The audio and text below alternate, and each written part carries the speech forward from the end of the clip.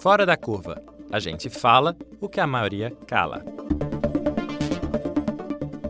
Bom dia, ouvintes da Rádio Universitária FM 99.9. Começa agora o Fora da Curva, o seu programa que fala o que a maioria cala.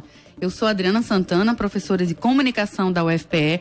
Hoje a gente vai falar sobre as consequências das chuvas em Pernambuco e perguntar de quem é a responsabilidade pelos alagamentos e pelas enchentes aqui no estado. Nós sabemos que o problema dos alagamentos, das enchentes aqui em Pernambuco, infelizmente, é um velho conhecido nosso.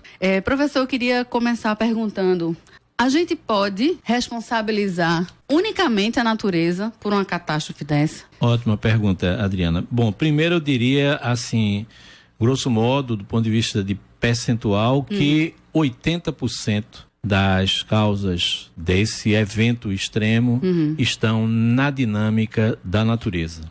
Mas a natureza sozinha, ela não pode ser responsabilizada. Sim. Veja, os portugueses, quando aqui chegaram no início do processo de colonização, eles visualizavam e visualizaram enchentes, por exemplo, aqui no Recife.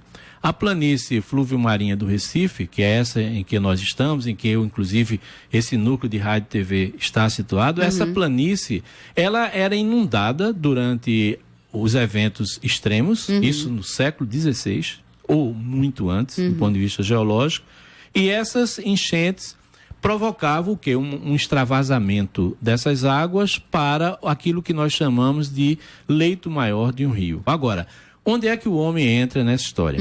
Ele entra no momento em que ele começa a provocar uma destruição da cobertura vegetal. E isso, a economia açucareira, não é foi pródiga, né? Foi. A destruição hoje, nós temos aqui na zona da mata de Pernambuco apenas 6% da floresta que se chama Mata Atlântica original. Professor, como historicamente o senhor estava explicando, já se sabe, ou já se sabia há muito tempo, que vivemos situações recorrentes de enchentes, né? De alagamentos. Sim. Nós não poderíamos lidar com isso de uma maneira mais organizada, mais planejada? Poderia. Onde foi feita basicamente a ocupação do espaço? A ocupação do espaço foi feita ou em planícies inundáveis, ou que a gente chama planície de inundação, ou então em terraços fluviais. O que é um terraço fluvial? Um terraço fluvial é uma topografia que significa que o rio já esteve ali, ou que o rio poderá voltar ali. O poder público, por exemplo, não poderia permitir não poderia, agrupamentos, e principalmente depois de eventos extremos. E nós tivemos um em 2010. Sem dúvida.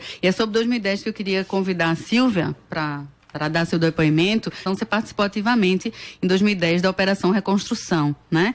Eu queria que você explicasse para a gente brevemente o que aconteceu na época, que entidades públicas e não públicas se reuniram e o que é que deu errado, o que é que não aconteceu para 7 anos depois a gente vive tudo de novo. Esse filme de terror novamente, Silvia. Infelizmente, Adriana, a gente de 1966 até 2017, a gente já teve 9 enchentes no estado de Pernambuco, né? Não é nenhuma novidade o que está ocorrendo hoje. A gente tem enchentes no estado entre 5 e 7 anos. Então, o governo do estado de Pernambuco, não importa qual é o partido, em definitiva, se a gente trabalha pela democracia e constrói democracia, uma coisa importante se fazer é que os documentos de um governo passe para o outro, que os compromissos a longo prazo, em se tratando de gestão de um território, obviamente, se mantenham. Né? E é meio absurdo, é totalmente absurdo a gente ver o Estado bastante despreparado para lidar com a situação atual e principalmente colocando sobre a população a responsabilidade das suas próprias vidas.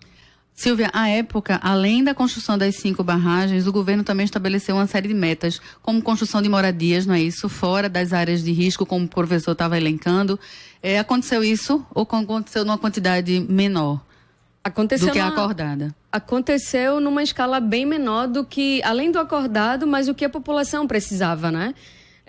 A gente tem aqui dados, por exemplo, em 18 de julho de 2010, um mês depois da enchente, algumas medidas foram anunciadas pelo governo federal e estadual, né, em conjunto. Então, por exemplo, 50 milhões para a construção de novas moradias no estado, um repasse de 110,5 milhões do governo federal para a reforma e reconstrução de 355 escolas, porque na realidade não são apenas as casas onde as pessoas moram, sim, né? Toda a estrutura de moradia, de vida, de escola, hospital. Né? Exatamente. Em 2010 houve um desastre com relação à estrutura das cidades. Foram né? O que devastadas, era né? Na área de saúde, de educação, de transporte. E muita coisa, assim, infelizmente, não chegou. E o que a gente tem assistido de 2010 para cá é um desinteresse muito grande, né? Pela vida das pessoas e principalmente pelas pessoas que estão na zona da mata. Fora da curva. A gente fala o que a maioria cala.